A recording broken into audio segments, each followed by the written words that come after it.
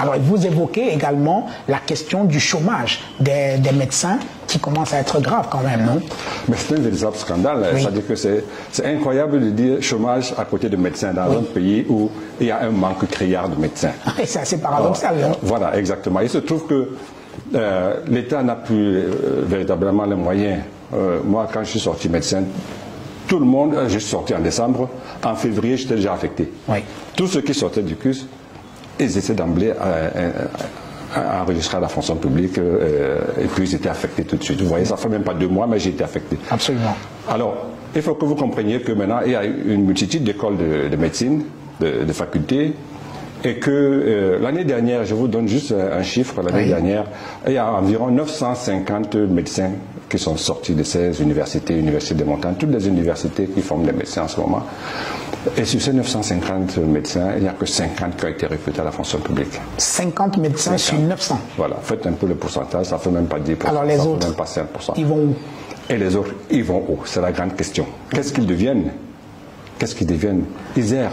Mais en même temps, docteur Théoda Manga, un État comme le nôtre, qui n'a pas suffisamment de moyens, il faut le reconnaître, n'a pas vocation à aspirer tout ce qui est formé comme médecin, enseignant, journaliste, ainsi de suite, ainsi de suite. Je suis tout à fait d'accord avec vous. Ce n'est pas un reproche que je fais à l'État. Parce que l'État. Encore qu'on a le droit de le faire. Hein. Oui, tout à fait. Mais ce que je veux dire, c'est que jusqu'à présent, nous avons été configurés dans le schéma d'être recrutés par la fonction publique et puis le fonctionnariat. Voilà, le fonctionnariat. Il faut que ce logiciel-là, cette mindset-là change et que les médecins commencent à comprendre qu'ils ont des opportunités. Oui, on change ça comment alors? Voilà. On change ça en créant un cadre.